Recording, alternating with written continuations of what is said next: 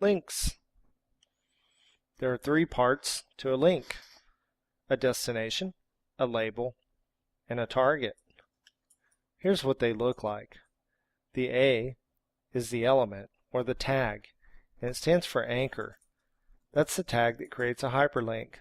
It's followed by an attribute value pair of href equals http://www.google.com. That's the destination. All you're doing is telling the anchor where to point to when it's clicked, where to go. Then there's something called the target. We're not going to really use the target, but it's something that you might see in pages, in older web pages. Next is the label. In this case, I have the word Google. The label is itself going to be the hyperlink that appears there for the end user. What can you link to? External web pages, internal web pages, which are pages within your own site, images, movies and sound files, named anchors. These are like bookmarks within a web page, and email links. Here's how you link to a web page. Href equals, and then just put the name of the page in quotations. Next is the label. This is the text that the end user will see, and it'll probably have an underline under it. Use absolute URLs for links to other sites. For example, http://www.google.com. That's an absolute URL. When you want to link to something in your own site, use a relative URL. You can see in this example that the ... that indicates, hey, this is a document relative URL. Href stands for Hypertext Reference, just in case you wanted to know. Deep links. Imagine that you're msnbc.com. You have advertisements on your front page that you want users to see. But what if people decided that they would go past that and link to something within your site, such as an article? They're missing all those potential advertisements that you wanted them to see. That's a deep link. Advertisements can't be seen. It can feel like a violation, and it's instigated numerous lawsuits in the past several years. Not that you need to be worried about it. I just thought it was interesting and thought that I'd make you aware of it. Here's how to create an anchor. What's an anchor? It's just a place that you want to jump to when you click on a hyperlink. Here's some code in example 1 that we'll just take and copy over to a Dreamweaver document.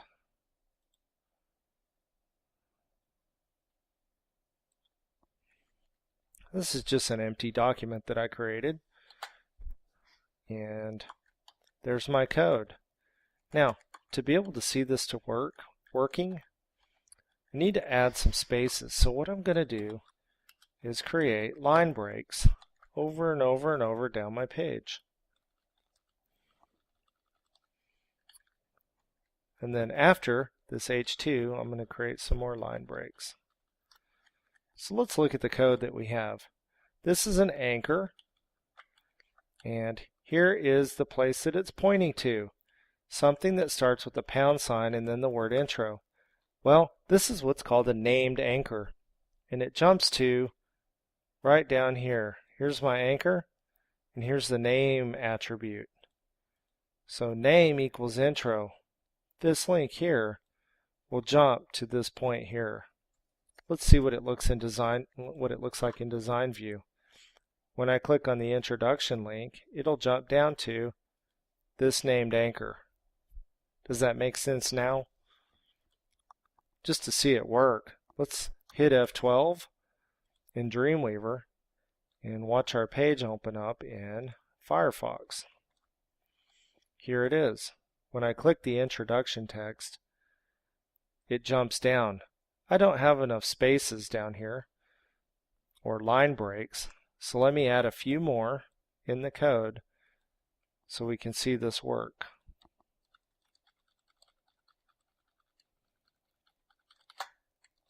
Save it and preview it in the browser again. Now you can see that when I click on the link, Introduction jumps up to the top, and that's a named anchor.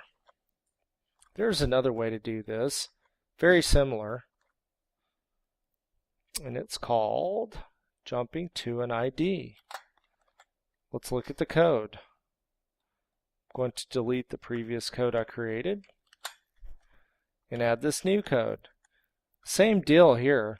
I've created a hyperlink and it's named, or it's jumping to, something called #intro. In this case, we're going to jump to an ID. Here's an H2 with an ID attribute of intro. So this is where we're going to jump to when we click on our hyperlink. Let's add some break tags.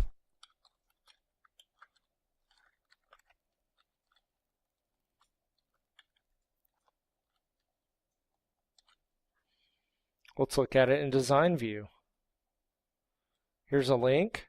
When I click on it, I'm going to jump down to this introduction header. Save it, and let's preview it. And it works. So we basically have two ways of doing the same thing. So which way is better? The second way, jumping to an ID, is preferential. And that's the way that we'll be doing it in our assignments. You can also jump to external anchors. These are anchors in another person's page. So if someone else is using named anchors in their page and you can find them, you can jump to them. You just specify the page name and then a # and the name of the anchor. Look at the example at the top.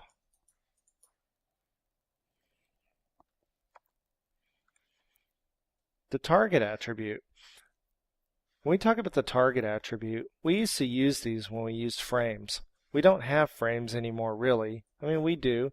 We just decide not to use them. They're kind of an old-fashioned way of doing things. However, there is something you can do with the _blank target. It forces a browser to open a new window. But there are better ways of doing that even.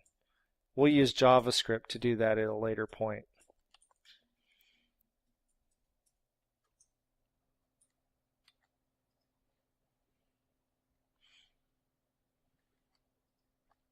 You can link to other things like an FTP site. You can link to a movie, a sound, a program, an MS Office document, and so on. And you can link to an email address.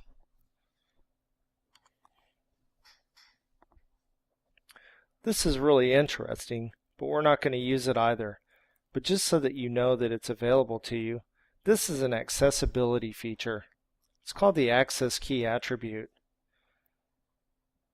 When you hit Alt+G on your keyboard, if you have an access attribute where you've specified the G key, as in this code example, Alt+G will jump to that hyperlink, and then you can press Enter to activate it. You can also set the tab order for links. What is the tab order? When you have a page full of hyperlinks, you can hit the tab key on your keyboard to navigate from one to the next. Usually they just go in the order that they were placed in on the page. So it tabs from link to link to link to link in the order that they're on the page. However, if you wanted to change that, you could do so with the tab index attribute. Tab index 0 would be the first hyperlink that would be jumped to when you hit tab. Tab index 1 would be the next. Tab index 2 and so on would be the next, and so on and so forth. You can turn an image into a link by wrapping an anchor tag around it. Look at the code example below. You have an image source of bird01.jpg, but look at what's on the outside of it. An anchor tag. It's just wrapped around the image, and it turns the image into an anchor. We'll be doing a lot of this in class, so make sure that you look at the example and know it well.